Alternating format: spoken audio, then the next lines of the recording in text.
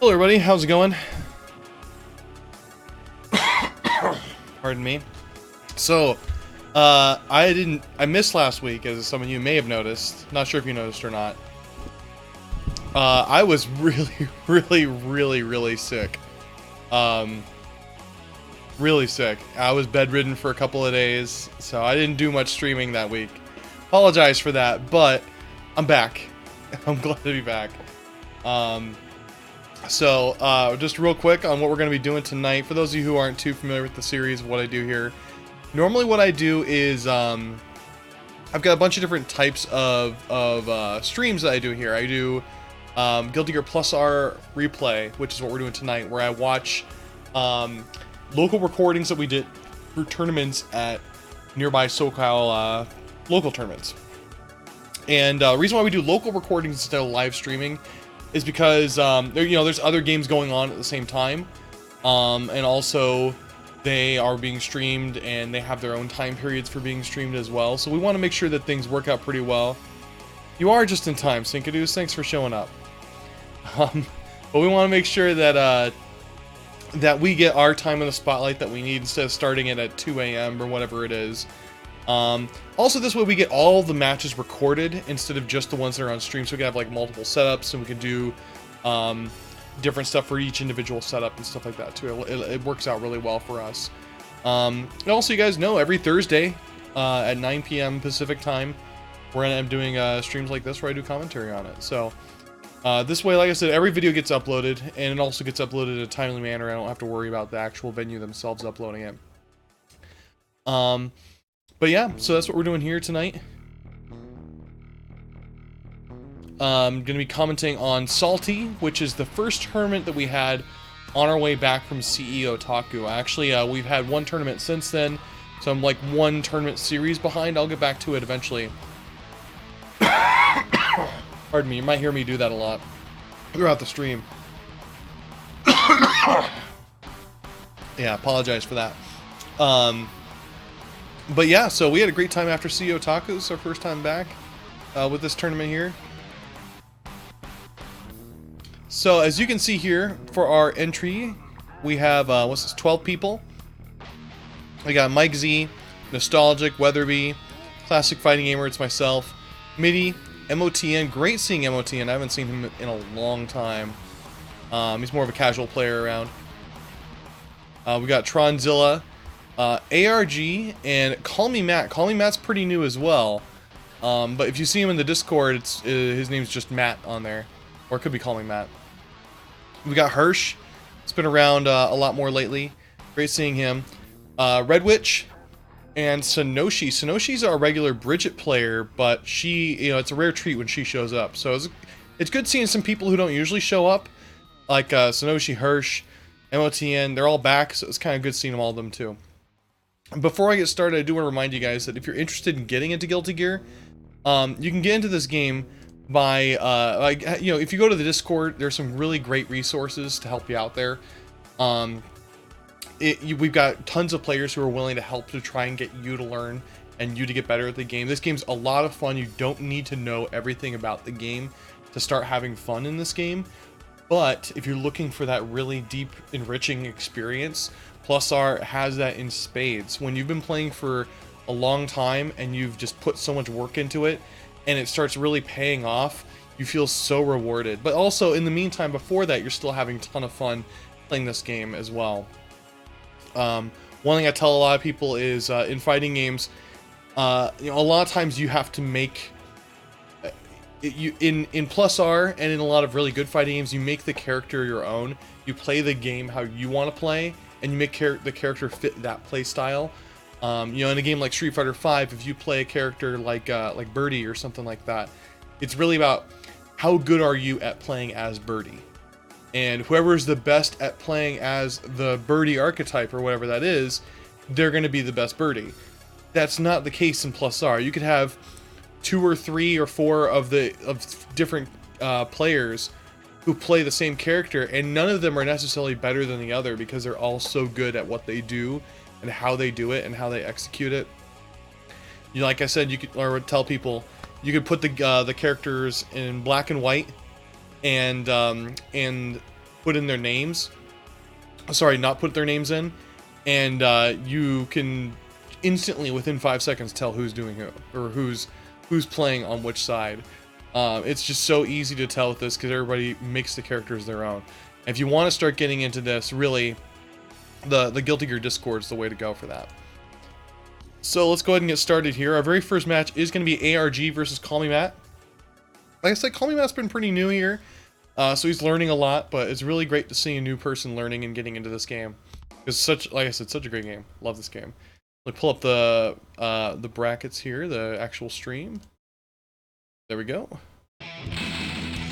All right, so we've got ARG and CallMeMatt. Like I said, CallMeMatt's our newer player. He's learning Slayer. He's been doing a pretty good job doing the Slayer gimmicks going on. We've got ARG, who is one of our more regular Axel players. He'd been away from the scene for a bit, but you know, after CEO Otaku, he's really got that spark. You can tell he wants to show up more and do more and play more and so on.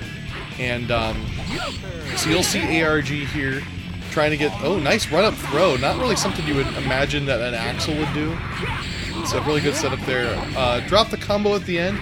Not sure how much of it's going to be Slayer specific or not. We've got 12 players in this tournament. We're probably having something close to 12 characters as well, so you'll see that in here as well. Yeah, at least 4.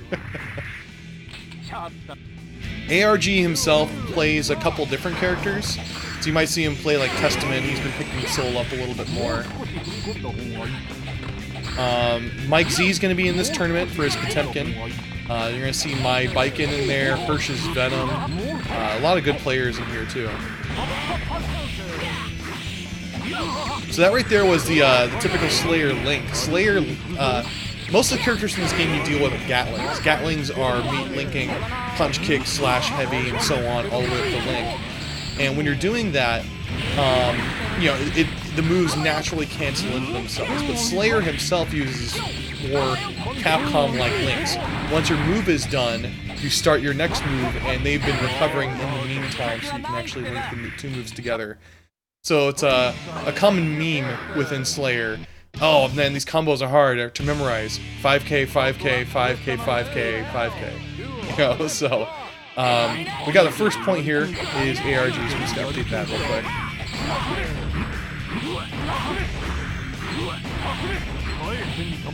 Yeah, I mean, Axel has a lot of great moves.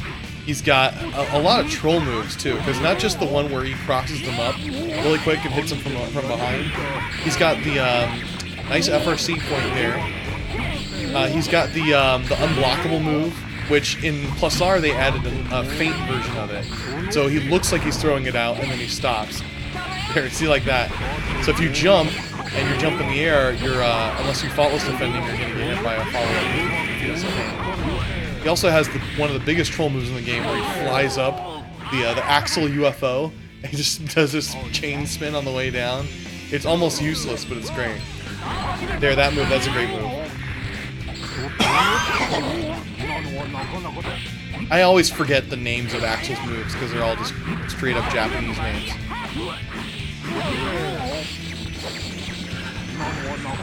You'd think a British person would have more British sounding names, but... By the way, if you couldn't tell, Axel is British. I had somebody say, what? No way, I didn't know Axel was British. It's like, dude, he's got a Union Jack shirt on. So the trick with Axel is not surprising. You want to keep as much distance as possible, but those chains, they're kind of like Dalsim arms. They are hitting from far away, so they're not completely safe, but you're not going to be comboed from getting hit from some of them, unless there's certain special circumstances. ARG here takes the win, so you got 2-0. Let me go ahead and update the bracket here.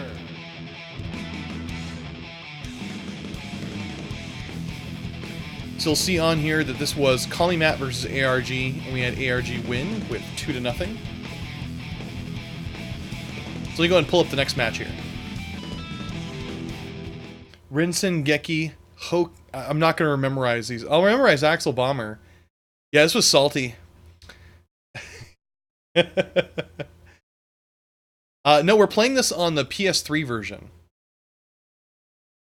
Yeah, PS3. PS3 is the tournament standard. It's the one we use like if we're going to Evo or Combo Breaker or CEO Taku. This is the tournament standard one that you play on. But our next match here is going to be Red Witch versus Sanoshi. It's great seeing Sanoshi again here. She showed up for the last Salty, or the last B-sides. So it's great seeing her for that, but man, that was a long-ass tournament. So here we go. Red Witch is our other Baiken player here on the left. She's been picking up some other characters besides Baiken. You see her play Ava, you see her play Soul. I haven't really seen her play Baiken too much lately. So I don't think I remember watching this match here live. So let's go ahead and take a look at this here.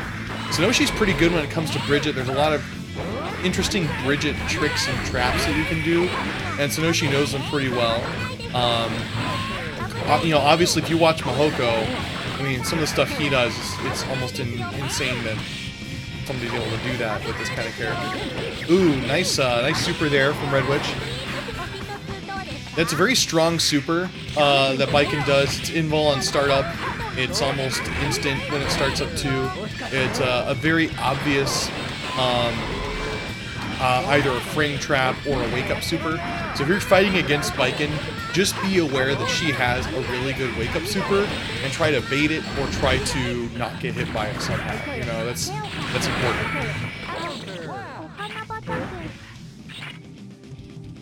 So Red Witch takes the first round here. Now that's Terminator Run. The Terminator Run that Baiken does. It's when she runs forward while in a block state. So some people are asking super armor or how many hits you need to get through it. It's pure block state while she's in that run. So it is mid block too, so you can attack her low and it'll knock her out of it. Baiken, of course, is infamous for having the guard cancels. So if you're familiar with Alpha 3, she has infinite alpha counters. She can just do them for free. Alright. Not too far away to go for it there, but Red Witch goes for the yellow curse on her Baku. Baku is her force break guard cancel. The yellow curse makes it so your opponent is always in counter hit state for up to 8 seconds. And every curse that you do with Baiken, you can also lock a button down for that entire time. The button lock's more important than the blue curse. Yeah, I don't know if you saw that mirror but I posted in Discord, but there's a mirror between Shin AT Proof and myself where we fought, and it was just stupid. It was just really, really, really stupid. There we go. So Baku, that's exactly what you want to do against Baiken. Attack and bait. You know, if they do an attack afterwards, they're gonna, and you block it, then you can punch Baiken out pretty heavily.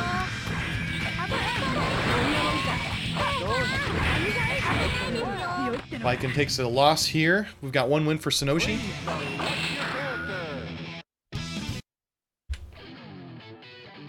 Heaven or hell? Let's rock. But Baiken also has really low health in the game. She's actually got worse defense than Bridget has. She's got the third worst defense rating in the game. Worst is Chip, second worst is Amelia, third is Baiken, fourth is actually Cliff. Missed with the super. A very powerful super, it does a ton of damage, and also, like I said, it has all that utility that's got going on. Trying to wait for some safe moments there when she had low health, but there we go. So in Guilty Gear, every character has the exact same amount of health, 460 hit points. When it comes to how much damage you take, it's based on defense rating and guts. Defense rating is a static amount, like, okay, you know, their defense is 1.3, meaning they're going to take 1.3 times as much damage as the normal damage would give. But here, you're going to see something unique here. This is the counter hit curse. So they're in counter hit state the entire time after this. You can see that did a ton of damage. Yeah, so when I do the counter hit curse, because I've been practicing a little bit more with it, usually I do 6H into Tatami and then 6H into Tatami. and that works pretty well. But I mean, that did a ton of damage right there. You could do that. So, like I said, when it comes to defense, the worst defense rated character is Chip, and the second is Meleon, the third's Spiken, and fourth is Cliff. Then I think Dizzy and Bridget are tied for fifth, but that I don't remember as much. Guts rating works a little bit different too. As your health gets lower, your Guts kicks in, which is more like a variable defense. So you gain more and more defense the lower and lower health you have, and then different characters have different Guts ratios, and there's 6 different archetypes from Guts. Guts is kind of complicated, but essentially what it means is when you're at really low health, you're going to take less damage. Sanoshi ends up winning the second one here, making Sanoshi win the match 2-0. Let's go back to our brackets. We'll take a look at this and we'll update that.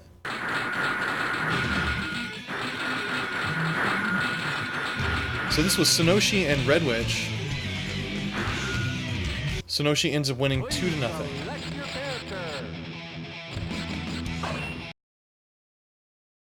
And before I continue, you know what? Let me just go ahead and get rid of these buys.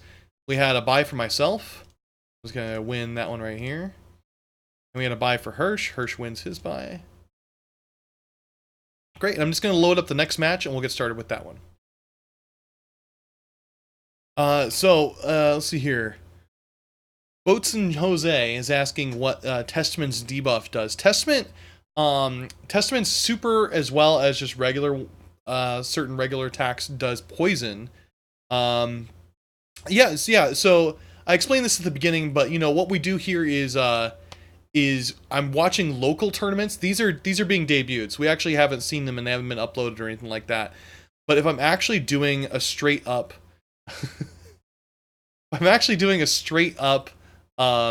stream, then it'd be way too late in the evening. So we just record all the matches, and when we record all the matches, we can catch even the ones that normally wouldn't have been on a stream setup. So I'm actually able to do all the matches here with this commentary. So we'll go ahead and do this here. What was I saying? So Testament has 2 debuffs. He's got normal poison, which he does on Warrant, which is his counter attack. Heaven or hell! Hey, thanks for the subscription again, man. Always appreciate it, Dirty Gaming UK. Also, by the way, for those of you who didn't notice, I have a new update here. Let me show you this here. It's kind of neat, because I took some time to actually get this working. So you'll see this here. I got a little Baiken Yozansen gif.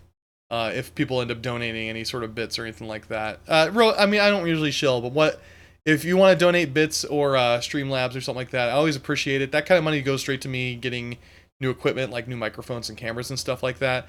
That's cool and everything. I appreciate it, but what's more important is actually giving me clips.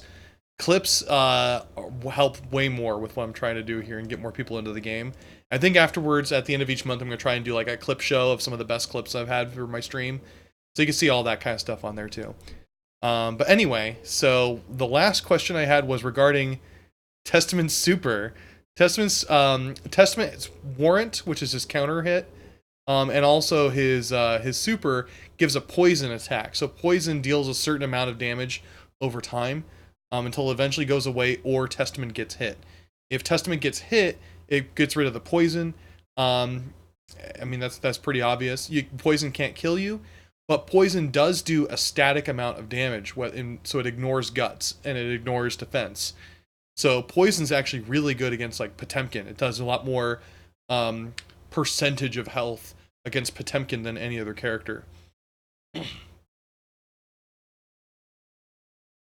Oh, cool, yeah. I didn't realize that it gave you some sort of thing like that. Testament also has a super which gives 3 like little statues, and those statues power up his 2 traps, his tree and his net. The net ends up holding them for longer, where like they get captured in the net and they can keep getting attacked. And the tree is a gigantic tree that launches them and gives you poison as well. This one's a pretty interesting character. You're going to see some Alzarath matches in the casuals, and I'm going to be uploading for CEO Otaku, and that's definitely going to be worth watching there. But anyway, back to this match. We've got Justice versus Axel. It's going to be Tronzilla on the left, ARG on the right. Tronzilla is our resident Justice player, one of the top Justice players in the US, but there's actually a lot of Justice players in the United States that get to like top 8 majors kind of thing, which kind of cancerous because straight up into the counter on round start. Wow, that's big brain right there. But you've got Mr. 2 and you've got Hano who all play Justice. They're all good in their own strengths, but I think one of nice counterattack there as well.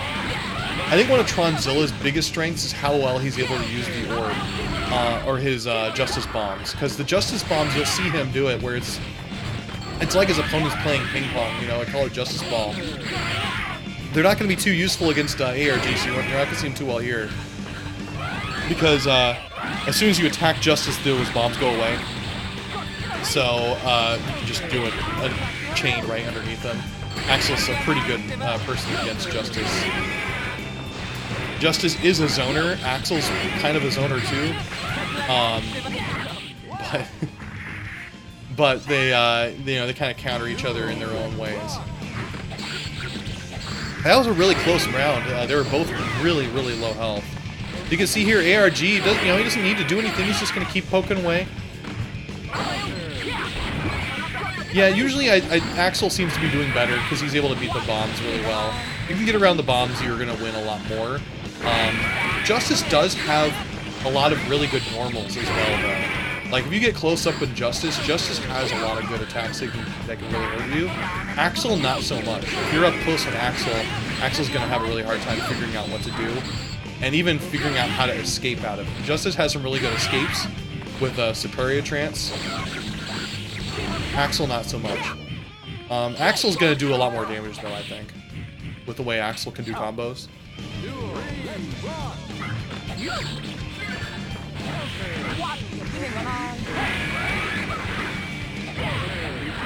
Yeah, Justice does have really strong buttons that beat out a lot of other attacks, and they've got some good medium range to them as well. A famous example is at Combo Breaker this year at Combo Breaker. Teresa actually ended up losing to Hano on winner's side. Hano was playing as Justice, and the main reason was because Justice was using the 2H move, where you're up in the air and you're throwing you're attacking upwards into the air. Teresa ended up winning the whole tournament, coming from loser's side, but Hano did beat Teresa on winner's side. People tend to forget that. There we go. Tronzilla takes the first point. Please select your character.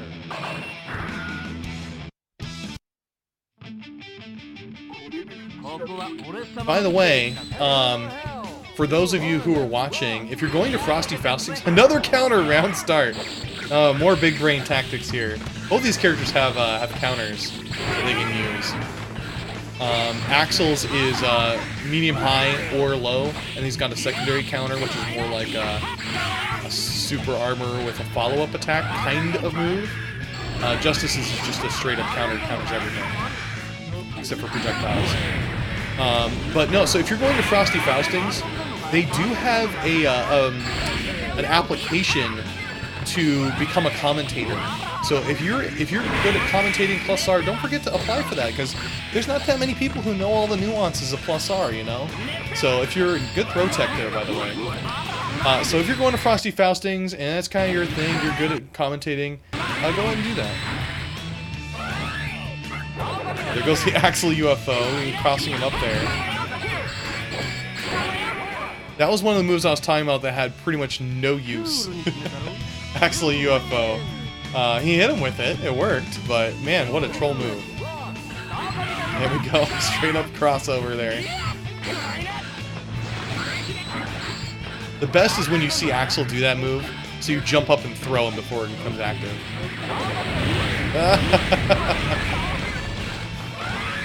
Rare chance of seeing Justice bombs against Axel there. That was great. Good backdash. Justice has a very strong backdash. But also Justice has very low mobility, cannot air dash, cannot dash on the ground. Unless you do the Justice's install super. Was it a Mega Shift? I don't think it's a Mega Shift. It's something you never use. Never use Justice Install Super. It is worthless. I wish it was good, but it's not. Good combo there from Tronzilla. He only really let off one bomb. One round away from taking this here.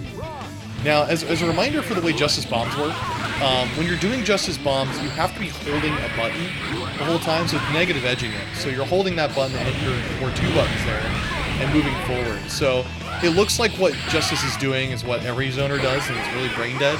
You throw out a bunch of stupid small bombs, and you run forward, and you do stuff like that.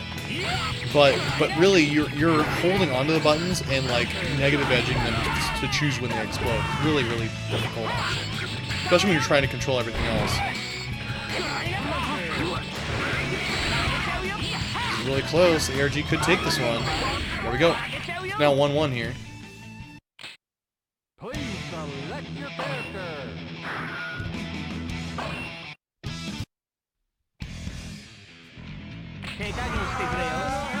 Yeah, exactly. So, like, if you're doing the heavy button, you can't press heavy while you're holding on to it.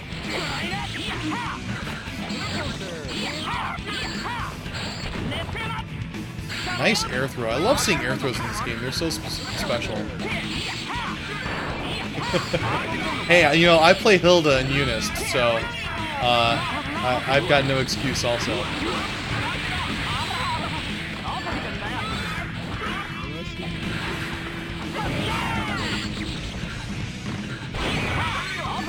Interesting burst point there by Tron. He's probably worried about something.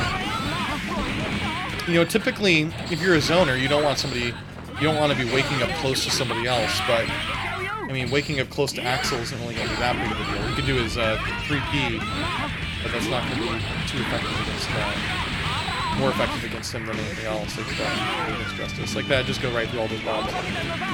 Crossed up again. Now, Axel UFO, it's not its real name, but it's not really something you want to do if you don't have meter for it, to Roman cancel after they've blocked it. Because if they're blocking it, you're just going to get hit afterwards. But you know what?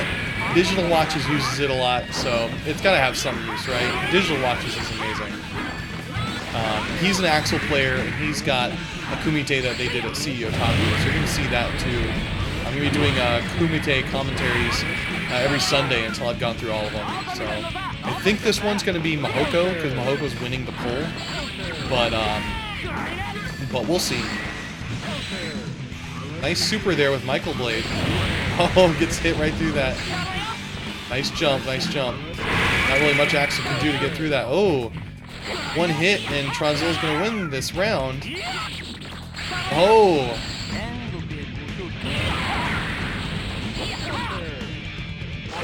Oh, so clutch at the end there. So close.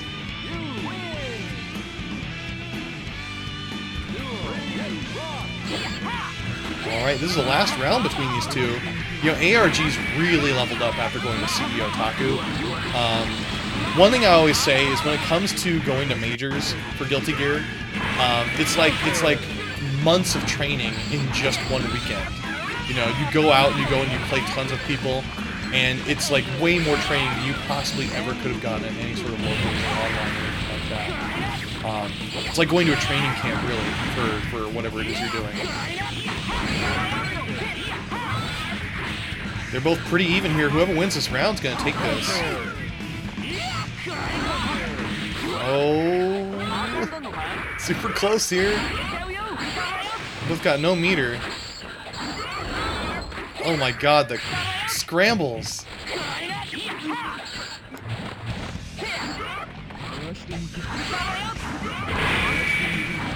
Oh man. Man, that was so close. The small brain scrambles at the end. But Tronzilla ends up winning that one 2-1. So we had Tronzilla versus ARG, and this one was Tronzilla winning against ARG 2-1. And I'm pretty sure I know who our next match is going to be, but let me just go ahead and update some of this here real quick. Give me a moment. Alright, so next match here is Hursh versus Sanoshi. Now, this one didn't start recording right away. Not sure exactly what happened there, but this is where we're at. Sanoshi looks like she's won 1 round. I don't know if this previous win up there is from Hursh or not, but we'll find out. So Sanoshi is up 1 round.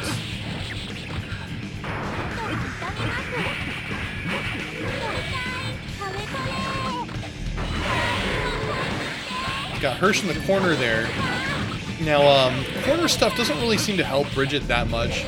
Bridget's good at, doing a lot of weird traps and maintaining the middle of the board. Venom obviously has a lot of really good long-range attacks with all of his projectiles. And even though he's got charge moves for those projectiles, he's still a very fast character as far as what he can do with his teleports and some of his other moves as well. And what you saw right there, Bridget has a delayed wake-up, one of the 2 characters in the game that has delayed wake-up. Whenever Bridget does delayed wake-up, he's putting out his Roger Yo-Yo out there as well. The other character, of course, with the delayed wake-up is Robokai. So Hursh ends up winning 1 point here. I'm not sure if this is it. It looks like it is. So we only saw that 1 round, but hey, you know what? Hursh ends up winning that one. So let's go back to our brackets here. We'll update this right away.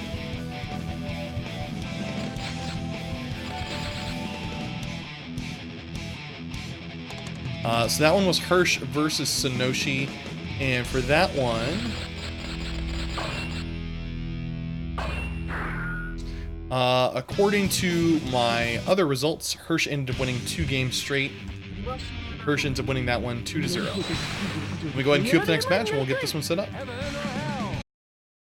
Okay, so our next match here is Midi versus MOTN. Now, MOTN, he hasn't been showing up too much lately.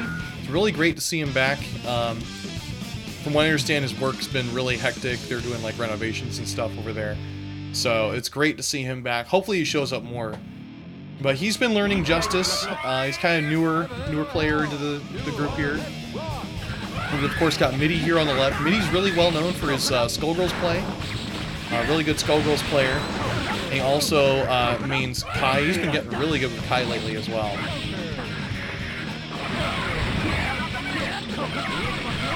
Going in with that Greed Sever. Greed Sever, that overhead is, typical overhead. Hard to guess, and people end up getting hit by it. And if you get hit by it, you can get comboed by it. So, it's interesting how, the biggest, flashiest moves being an overhead still end up hitting people. But, even top players fall for that, so. Midi ends up taking the first round here. Now, not to talk about, other things, but this stage here is a slash version of this stage. And you can unlock the slash versions in the game, but this particular stage and also Grove in Slash have a certain point of contention with a couple players, because this stage and Grove both have a shaft of light that you can see coming down there, and that shaft of light ends up washing out a lot of the character sprites and stuff just when you're standing in it. And it gets just a little bit annoying when it's like actually adjusting the way the characters look and certain projectiles look and stuff like that. So it's not a banned stage, but it's slightly frowned upon at this point. So just some point of contention here. This one, the Slash version, and also the Grove stage. MOTN doing pretty close here. Doing those bombs, but didn't hold it long enough to actually travel with those bombs. Ends up hitting with his parry trance and gets 1 round off. In the Guilty Gear Discord, there's a Greed Sever emote, and the emote is : unblockable : Type that and you get Greed Sever. By the way, if you're ever interested in joining the Guilty Gear Discord, if you haven't already, you can just type !Discord and you'll get the code for it. Same with my YouTube channel. You can see all of that in here too.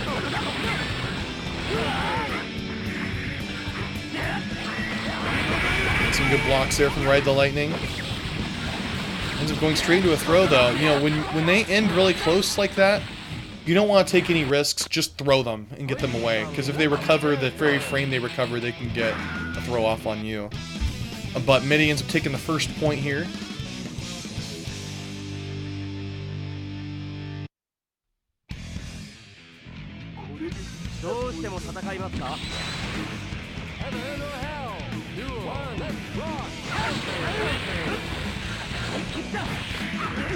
Doing some false defense cancel running. So for those of you not familiar with it, in this game, when you run, you can't block immediately by holding back. You'll actually kind of drift a little bit and then stop, and then you can start blocking. But if you faultless defend, then you'll start blocking immediately. So in order to halt your momentum and stop blocking, you've got to run and then faultless defense.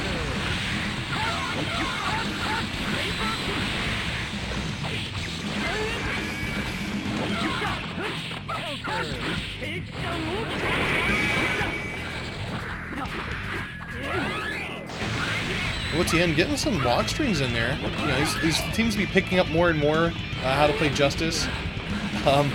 Those bombs, from what I haven't tested it, but what I heard is those bombs, you know how they eat projectiles and that kind of thing, things just don't go through them. I heard that it's because they're 4 hits. So if you actually do 4 hits against them, it'll get rid of the bomb. I haven't tested that out. Don't know if it's true. Could be just giving out a bunch of fake news right now for you guys. But those bombs do eat projectiles, so you can't just shoot right through them like that. I've heard that the Kai Justice matchup is one of the worst matchups in the game because there's so little Kai can do to get through. But what a lot of people don't know about Justice bombs is there are certain tactics, right? So Justice explodes the bomb herself, and if you get close enough to it, it explodes the bomb as well. So whatever either one of those will do will end up exploding the bomb. But if you can attack the bomb before it explodes by Justice's hand, it actually won't knock you down. So you can take the hit and then start moving forward again. Or if you've got like a long-range move, your long-range move, you can run forward and attack them with it, and you'll still get hit by the bomb, but or you might not. Justice will end up getting hit before the bomb explodes, and then you can be safe. Like, that's a pretty good tactic as well. So you can kind of get through the bombs, run in, attack. If they blocked, you would have gotten hit, but sometimes Justice is putting out another bomb or something like that too, so you can actually cut through pretty well that way. So Midi ends up winning that one 2-0. So let's go ahead and adjust this. We'll go back to our brackets, and we'll go ahead and fix everything here. So it was Midi versus MOTN. We had Midi winning 2-0. Great, give me a second. We'll go ahead and adjust our next game here. Alright, so real quick, regarding our next match, it's actually going to be this match here, Weatherbee and Nostalgic. Nostalgic actually was running late, and he got here late, so we actually had to DQ him from his first round 1 game. So Weatherbee ends up winning this one based on a DQ. So the next match we're going to have here is actually going to be Mike Z versus Weatherbee. So let's go ahead and pull this up here. Here comes Daredevil! Hey, thanks for the follow, man. Appreciate it. Okay, Gladius. Yep, thanks for the follow. Appreciate it. So like I said, we're going to do Weatherbee versus Mike Z. Mike Z obviously is the one playing Potemkin. Weatherbee's going to switch over to Abba here in a moment.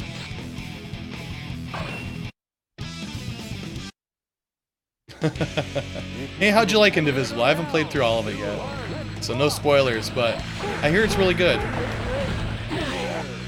Weatherbee using a blood pack here to go back into Maroha mode. For those of you unfamiliar with Abba, because Abba's actually not a playable character in Hexer, Abba likes to bounce back and forth between worst character in the game by far to one of the best characters in the game by far, and having to go back and forth. You have to switch.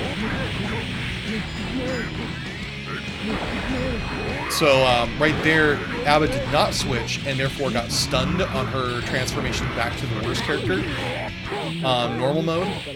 And when she was in normal mode, if you get forced back out like that, you don't regain your health. So what you'll notice here with Abba is when she's attacking, she's actually losing health right now. You'll see that there's that damage going on. If you end up transforming back either by using a blood pack or by using a key command grab to transform back, you actually regain that health. It's a different amount between blood packs and key, but you end up regaining the health. So you want to make sure you switch out fast enough to get that health back. But there was a forced loss there.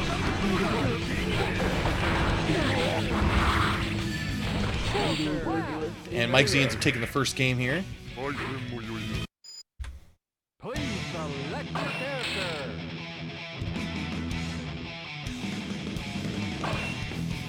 Yeah, I played the demo of it, and the platforming parts were pretty fun.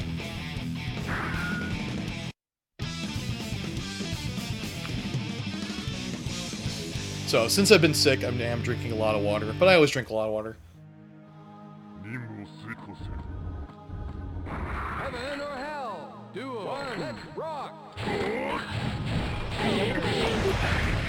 Alright. So Weatherbee, there we go, gets a chance to travel back out. He bursted there so that he didn't have to get knocked down. So when Abba gets knocked down, she loses a big chunk out of her meter. Something like 30%. And Weatherbee, what you're going to see his playstyle is his goal is to get 50% meter and then use his super before he runs out of meter. Because when you use your super, you get your health back, and you also get transformed into Goku Moroha mode, which is an insanely powerful version of Abba. It does cost a blood pack to use. You get 3 blood packs in the game, which is pretty much the perfect amount, I think. Very well balanced amount. So there is a loop there that Weatherbee didn't do, but I saw Skeletal Minion doing it when we did the Skeletal Minion Kumite, so. For those of you interested in watching more Abba, once we get the Skeletal Minion Kumite loaded up, you'll see a lot of that play, and Skeletal Minion's amazing. One tiny hit left and Abba's gonna die. It's really close. You know, when you're in this mode here and you're dealing damage to yourself, you obviously can't kill yourself, but man, you are at 1 hit point at this point. So when you're at 1 hit point, you know, just a single punch is gonna kill you. So that was it. Mike Z ends up winning 2-0. So let me just go back to our brackets here. We'll adjust this.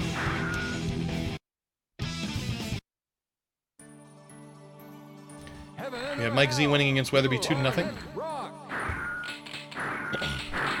Let's queue up our next match. Yeah, Gladius, I mean, I think we were talking about in the Discord about who you can pick. There's a lot of great options. Well, hopefully, you know, watching some of the stuff like this, you can kind of get more of an idea about what these characters are able to do when they're at more of their strengths. Nostalgic here, like I said, he lost the first round because he got DQ'd, but he's one of our better Kai players in the area for SoCal, so he's a really good player here. You're going to see some neat tricks here from Sanoshi's Bridget as well. Sanoshi's really good at doing that stuff. So one thing you see Bridget go for a lot are those counter hits in mid-range, and then is able to do a fair amount of combos and stuff like that from those counter hits. You also want to be very tricky having them sandwiched in between the yo-yo as more of a combo extender as it goes on as well. One thing Nostalgic loves to do is he loves to play, he loves to box you in with those stars. So he'll fight you in a corner and he'll kind of put a star just out of your range, so you're not going to get hit by it. But if you do any sort of attack, he will. He's going to keep poking at you and doing combos at you and stuff like that while you're in that spot.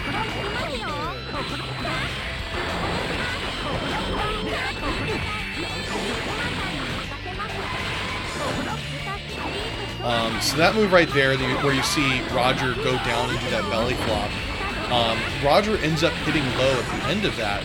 And so when you have a projectile or some segmented attack doing a high or a low, that's prime real estate for you to be able to do an unblockable setup in Guilty Gear. So when Roger's doing the low, you run in and you do your high at the exact same time, and they'll get hit.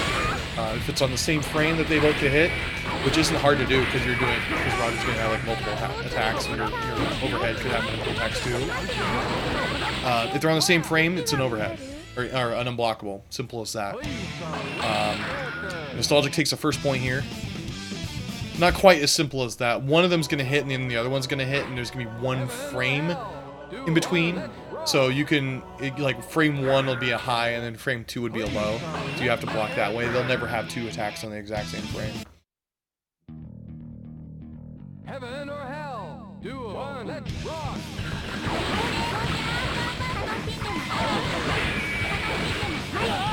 Nice counter hit there. That was a solid setup by Sanoshi.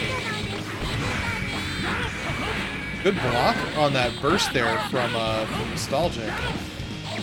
He's just playing it safe, just trying to do his longest range attacks and get some pokes in against Sanoshi. Bridget does have pretty low health, so you know you don't have to put out too much risks as far as that's concerned. By health, I mean defense. Nice counter hit combo there. Oh, it's hitting, knocking the yo-yo from stopping. Good old 5D.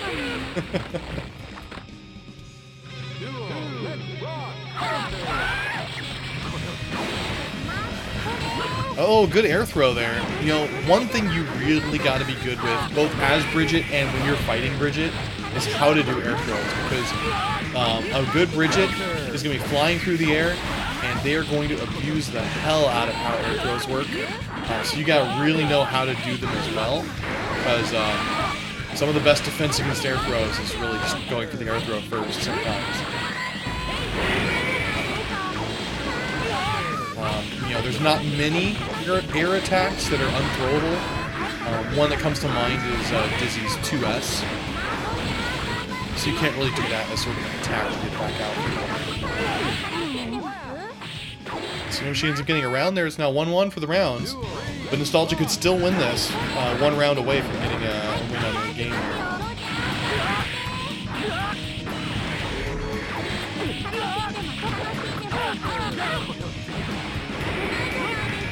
Running out of the corner. Still stuck right in where Roger's at.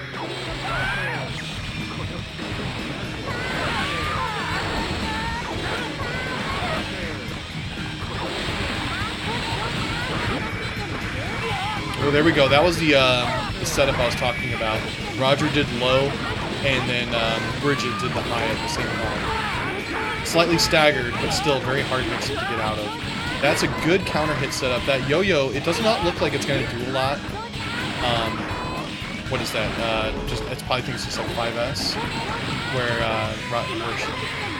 Bridget kicks the yo-yo up and it goes a really good distance across the screen. But that with a counter hit is very solid startup.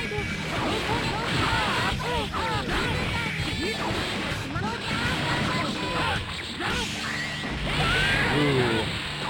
Rough here. Nostalgic really wanting this win. He's just one tap away from dying here.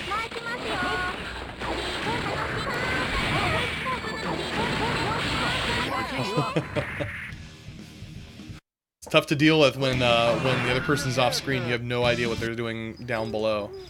But it's now 1-1, and they've of course picked the best song here.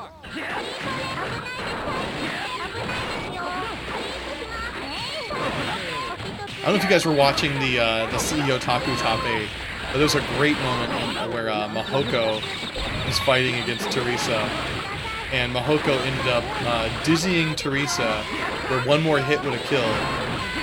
And so what Mahoko did was just walk up to Teresa, doing the walk the dog trick with with Bridget's yo-yo.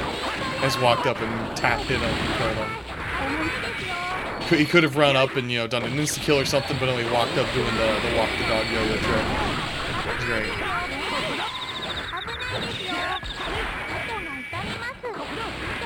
So Roger is still out when you're doing that low attack.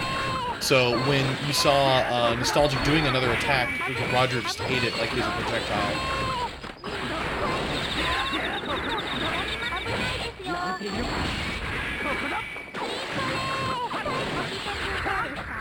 Nice Starship. Starship's a fun move. It's I mean, it's a DP in a sense for how it works. Does multiple hits. Is good at crossing up.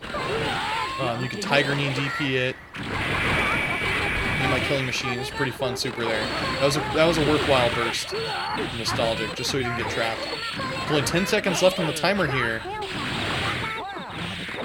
You know, you don't see too many timeouts in Guilty Gear, but you see them a lot more when Bridget's out playing.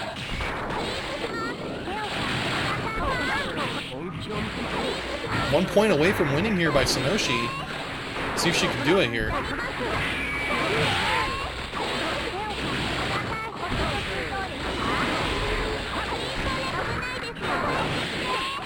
Nice, continuing the combo there from the just follow up with the yo-yo.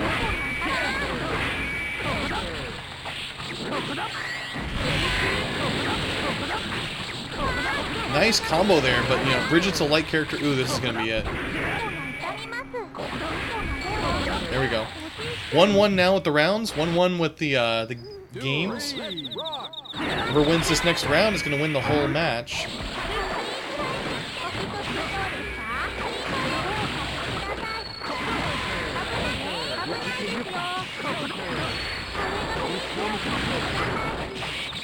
Both projectiles there ended up eating each other.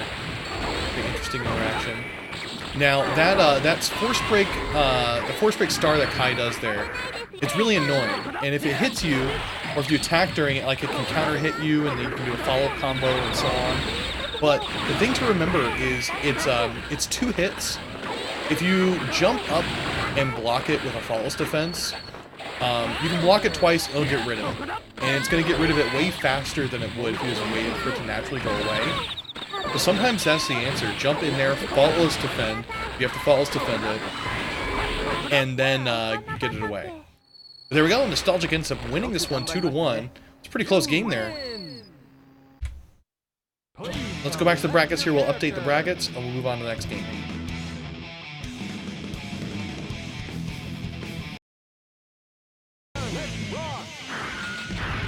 Sanoshi and Nostalgic. Nostalgic ended up winning this one 2-1. Let's see what we got going on next. Alright, so next match here is going to be Nostalgic versus ARG. I think we ended up skipping the recording of ARG versus MOTN. But we get to see this match here. Yeah, regarding Justice Bomb proration, I think it's very fair. I hate Justice Bombs. Justice Bombs, when you're blocking, do so much chip damage or like meter damage when you're doing false defend. Here we go.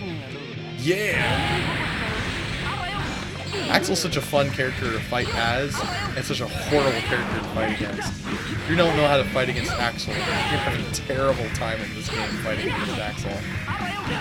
One of the most frustrating characters to play against when you don't know how to play against him.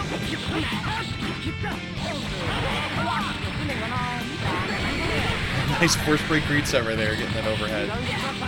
Oh, 5D, but didn't do the follow-up. It looked like he might have been going for an impossible bust, but didn't quite follow through with it. You know, Axel, UFO.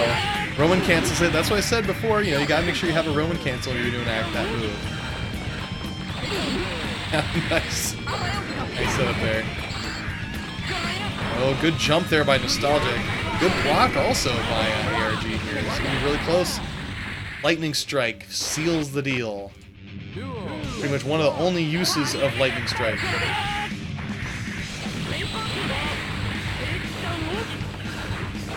You know, Juno, Axel's UFO is a pure troll move. It's got like no real good use at all. And if they block it, you better have a ready cancel ready.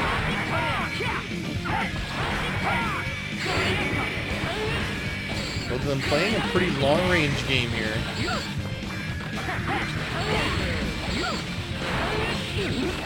Nice attack there, but wasn't able to follow through with a combo. There, right in the lightning. Ends up getting a full combo after that. Uh-oh, gets hit by a Greed Sever. Oh, that was an accident. Watch your buttons, guys. ARG ends up following that one up with a win. They're 1-1 for the rounds here.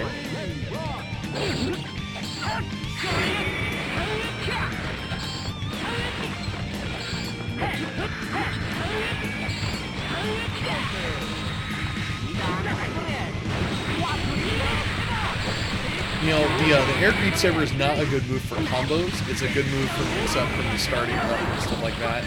But I'm pretty sure Nostalgic was betting that ARG would have been blocking the first previous moves and set up that as kind of a block string. But it ended up comboing because ARG ended up getting hit with the previous move. Nice FRC setting stuff up there. Drops the combo at the end. Blocks another greed sever.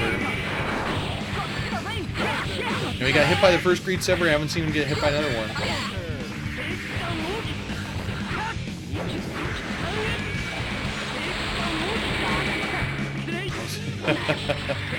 Man, that's a tick throw if I've seen it. You know, this looks like deja vu. Run up respect on accident. He better go in and map his buttons after this round or double check something, because he hit respect and lost twice because of that. But ARG ends up getting the first point, so let's go adjust the points here. ARG switching colors to the Union Jack color. British Pride.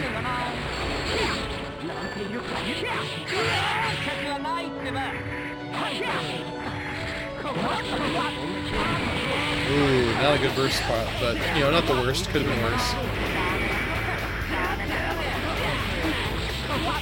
Nice FRC there by Nostalgia, keeping that pressure in, doing a tick throw again. Yeah, watch that. They do a punch attack and then keep moving forward. Probably a throw involved coming up. It's weird that that just didn't hit. Nostalgic's been very on point with his FRCs. You know, that's one thing I like that a lot of people have been doing well with.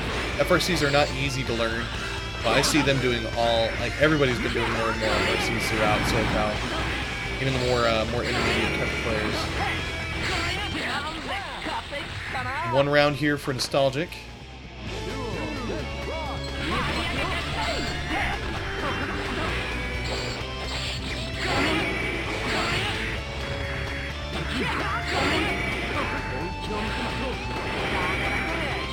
There's another tick throw. Now watch out for him. Good FRC points again. Nice air throw. Out hit with a force break greed sever, but like I said, you don't really follow up with a force break greed sever. It's more of like a mix-up tool.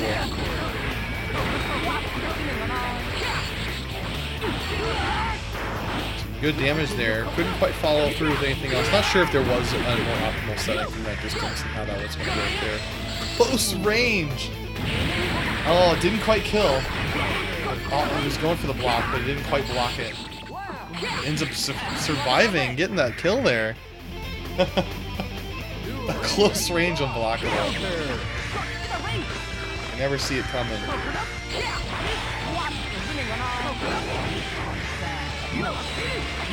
That was a good good DP on startup, but good bait. I love seeing that bait. That again, that's a new move in +R that he can do the bait. Nice combo there.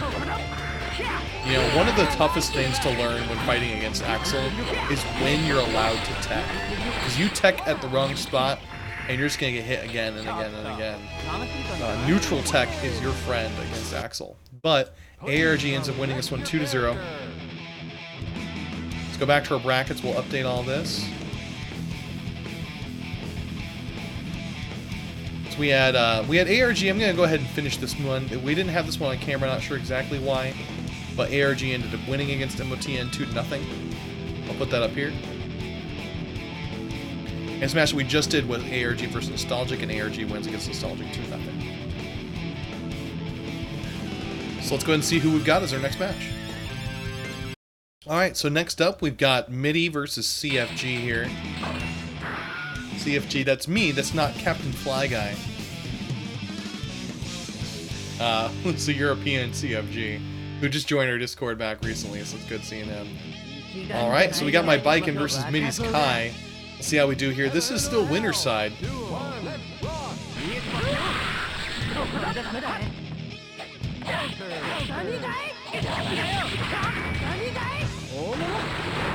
Now, one of Kai's biggest strengths against Baiken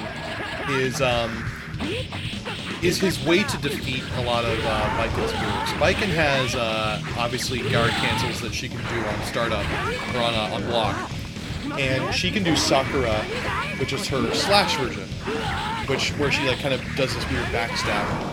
And if you can do a 2D with most characters, you can actually go underneath it and still hit them. So man, that was an impressive round.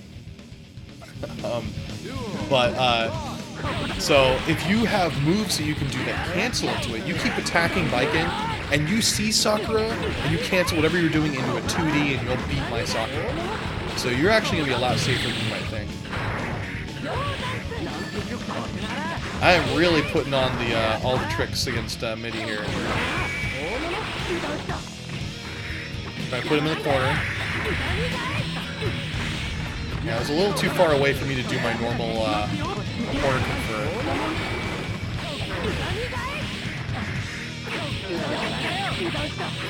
Baiken's 6K, by the way, is a throw invul move, so that's why you saw me do that. So I wouldn't get hit with a throw, because I was within throw range. But I end up taking the first round here.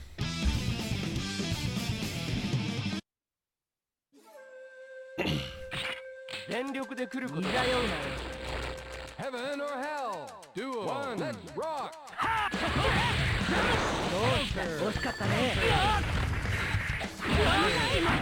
Oh, that could have been good, but it was just slightly too low for the rest of the combo to have worked.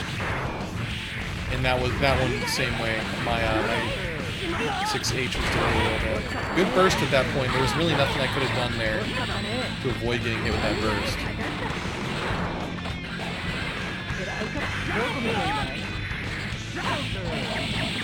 And a 6K.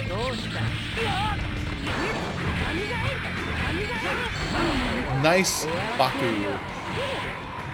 Baku's really, really, really good move. Probably one of the best, if not one of the best, forge breaks in the game.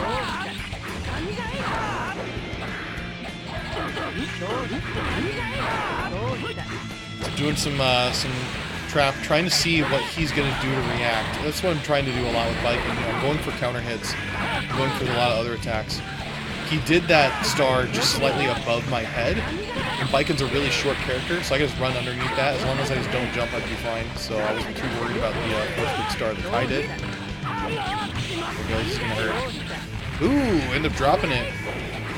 Dropped the jump slash part of that combo there. That was a really good burst point for him. Trying to keep a perfect distance. Yeah, he didn't fall to force FRC that, so I couldn't really gotten through it. You know, unless the opponent knows how to slash back Baiken's super, it's a very safe super. Because it pushes him so far away that they can't really do anything to punish it. But okay, I ended up winning this one 2-0. Pretty handily here. Let's go to our brackets again. We'll see what was going on here. So it was Midi versus CFG. CFG wins 2-0. And I think I'm doing a gauntlet here where I'm going to fight Mike. Either I'm fighting Mike or we're doing Midi versus CallMeMatt right away. We'll see. Both Midi and Weatherbee were busy in Skullgirls, so I'm not sure exactly who's going to go up next, but we'll go ahead and find out. So yeah, the glitch was with Weatherbee and Red Witch. So the whole video was black, so I'm not really going to show it here. But Weatherbee ended up beating Red Witch 2-0. So now we're going to move on to Midi versus CallMeMatt.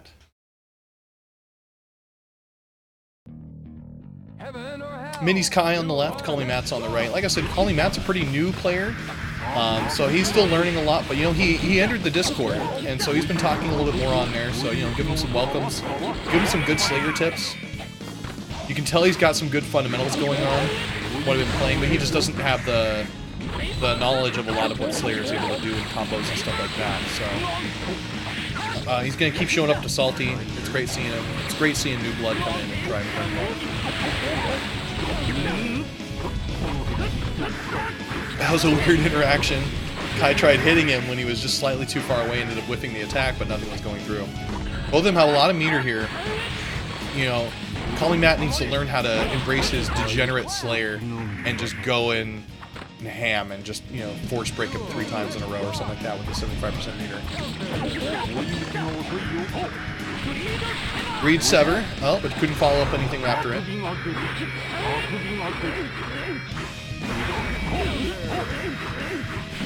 He's trying to go for those 5K links, but none of them are even connecting first. You know, with Slayer, the real degeneracy is going to be with those super low attacks that go underneath a lot of stuff, like 2D and 2H. A lot of his moves, like 5K, it's, you know, that you see him spamming that, but that is optimal.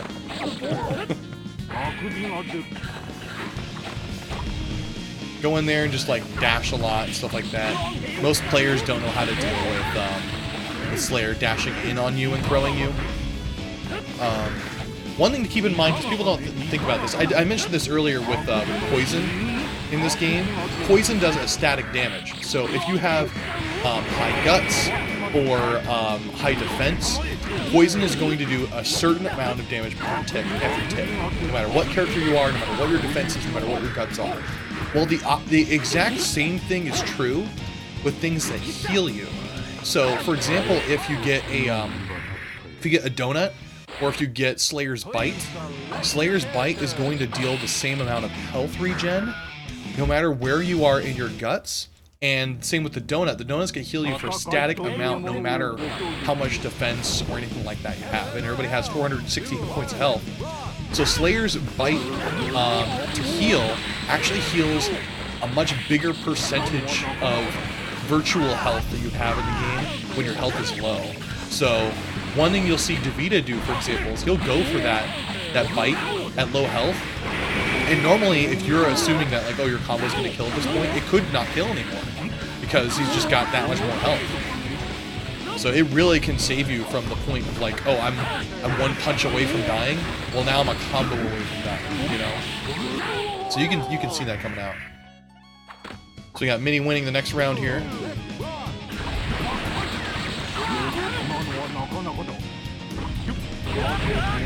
CallMeMatt doing some good cross-up stuff there. Couldn't quite connect with more 5Ks. And some good cross-ups attacks there. Overhead mix-ups. Just trying to find a way to get in.